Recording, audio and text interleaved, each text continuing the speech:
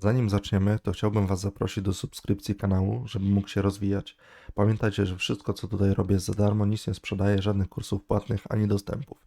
Jeżeli chcecie, to jedyna forma wsparcia kanału to danie jakiegoś lajka czy komentarza pod filmami. Druga opcja wsparcia jest to rejestracja w jakimś propie i wykupienie konta z mojego linka. Wtedy dorzucacie taką cegiełkę do ogólnej puli, z której następnie będą losowane konta tutaj na Discordzie, oczywiście w pełni za darmo. Czyli cała kasa z afilacji wróci do Was w postaci takich rozdań giveaways. Oczywiście wszystko będzie za darmo, transparentnie. Wszystkie informacje znajdziecie również pod filmem w opisie. A teraz przejdźmy do materiału. Dzisiaj porozmawiamy sobie troszkę o przygotowaniu wykresów, czego używać, czego nie używać, co moim zdaniem jest przydatne, a co nie, co należałoby wyrzucić z wykresów. Pytacie często, jak poustawiać te też moje wykresy, template'y. To jest ogólnie dostępne u mnie na Discordzie, możecie to sobie pobrać, natomiast również możecie to sobie po swojemu przygotować wszystko. I w tym nagraniu właśnie pokażę, jak to mniej więcej przygotować, czego ja używam na wykresach, a co jest niepotrzebne. Dobra, takim pierwszym wykresem, takim core u mnie, którego używam, jest wykres H1. I teraz co mam tutaj ze wskaźników? Już Wam pokazuję. Ze wskaźników to jest Priceline, bo jeżeli chodzi o NinjaTradera, to nie ma tego z automatu. Trzeba to sobie ustawić. Tutaj. Przynajmniej we wcześniejszych wersjach nie było. Teraz nie wiem, czy to z automatu się ustawia. Jest to po prostu linia, pokazuje tutaj wahania ceny, tak? Zobaczcie tutaj. Czy w górę, czy w dół, to będzie ta linia podąża za ceną. Kolejnym wskaźnikiem będzie tutaj wskaźnik oporów i wsparć. I możecie tutaj sobie ustawić, jakie chcecie wsparcia i opory, z którego interwału mają być one zaznaczane. Teraz mam tutaj M5 i na wskaźniku również sobie zaznaczyłem i M5. A teraz pozmieniałem sobie tutaj. Zmieniłem we wskaźniku na 240 minut, czyli tak zwana H4 i te automatycznie wsparcia mi się tutaj. Oczywiście interwał też podniosłem i widzicie, tych oporów jest dużo mniej, bo jest tutaj, tutaj i te trzy tutaj, tak? No i te są tolerowane jakby z H4. Więc to zależy już, na czym Wam zależy. Czy macie podejście bardziej scalpingowe, czy swingowe i wtedy musicie po prostu pokombinować z tymi interwałami. Kolejnym wskaźnikiem jest settler. Tutaj, tutaj, tutaj. Jest to po prostu poziom zamknięcia wyliczony przez giełdę CME. Już to pokazywałem w którymś nagraniu i wygląda to tak. Po prostu to jest akurat S&P, ale w ten sposób również działa to na Nasdaqu. Możecie dowolny instrument sobie ustawić i zobaczyć, jak ten settler wygląda. Ale ja to mam automatycznie już ze wskaźnika. I tutaj mam ten wskaźnik, tak? Nic nie ustawiam, do tego kolorki i automatycznie to się zaznacza. I teraz ten poziom, zobaczcie, jest mniej więcej, bo to są różne poziomy, bo tutaj wylicza to, zobaczcie, tu wylicza to NinjaTrader 24726, a tutaj mamy 24726 75, a tutaj jest 50, więc to jest dosłownie jeden tick różnicy. Natomiast mam to na H4, na H1 ustawione, bo po prostu do podglądu jest to łatwiejsze, a tutaj na mniejszym interwale korzystam praktycznie z tego samego, tylko ze wskaźnika po prostu tego wbudowanego w NinjaTradera. Przejdźmy sobie dalej do...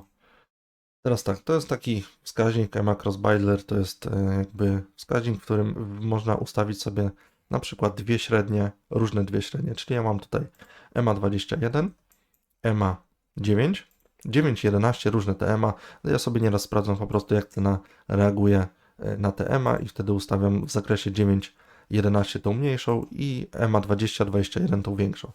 I tutaj możecie sobie poustawiać to tak, jak ja mam. Zatrzymać wideo. Zrobimy sobie tak. Możecie sobie poustawiać, popatrzeć, jak to wygląda.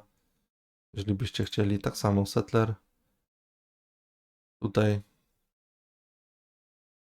Priceline. Ok, i to jest dość rozbudowany wskaźnik, kolejny, na którym można różne poziomy sobie zaznaczać i one od razu opisują tutaj, zaznaczają poziomy w ten sposób. Ja mam tutaj tylko weekly low i weekly high, ponieważ do reszty używam zwykłych wskaźników z NinjaTradera, tych podstawowych, nie potrzebuję nic więcej. Więc to mi fajnie pokazuje tylko tygodniowe zakresy. To jest też bardzo, bardzo pomocne, jeżeli chodzi o H1 i wygląda to tak. Możecie tu sobie zatrzymać również wideo, zobaczyć. W ten sposób to wygląda. No i tak, z interwału H1 tyle. Przejdźmy sobie jeszcze może na H4. Ten wykres, tutaj mam tylko EMA 200, Priceline wiadomo, EMA 200, EMA Crossbailer również mam, tak. To samo, ten Crossbailer mam na wszystkich interwałach. Taki sam praktycznie ustawiony. I Ultimate Oscyllator do dywergencji. Jeżeli chcecie, możecie sobie go ustawić do dywergencji. Tak, w ten sposób dywergencja. Mieliśmy korektę, odreagowanie. To jest tylko podglądowo, praktycznie używam, jak trochę zamieszania jest więcej na H1, to przestawiam sobie na H4 i mam tutaj szerszy content, szerszy obraz. Przechodzimy na D1 szybko. Tutaj mamy tylko EMA, praktycznie. I to jest bardziej do takiego podglądu, do zaznaczenia sobie tutaj tych knotów, które mnie interesują, które bym chciał zweryfikować, czyli jeżeli odpalam sobie D1, pierwsze co robię, to patrzę, gdzie są knoty, które można ściągnąć. Tutaj są stop lossy, więc docelowo zakładam teraz kierunek long do zgarnięcia tych stop lossów, dalej nie wiem, czyli okrągły poziom 24 900 w skrócie. Zapraszam do poprzednich materiałów, tam macie to bardziej wytłumaczone. Przechodzimy dalej szybciutko na wykres M5, M15, to zależy, bo sobie to różnie reguluję, różnie zmieniam, zależy jak szybko wykres się rusza, ile wolumenu jest w rynku. No i tutaj tak, order flow volume, czyli wolumen. Możecie sobie to zobaczyć, jak mam pozaznaczane. Strefy, jakie mam zaznaczone. Mach Toolbar jest to takie narzędzie, w którym macie tutaj wszystko na pasku, na górze, do wyboru. Możecie ten pasek sobie na bok tutaj dać, na lewą stronę, czy na prawą, według preferencji już można tutaj fajnie pokombinować z tym paskiem narzędzi. Możecie sobie tak jak na przykład na C-Traderze, czy na MetaTraderze, czy możecie tu pokombinować naprawdę. I tak samo EMA Crossbailer, nic tu więcej nie ma.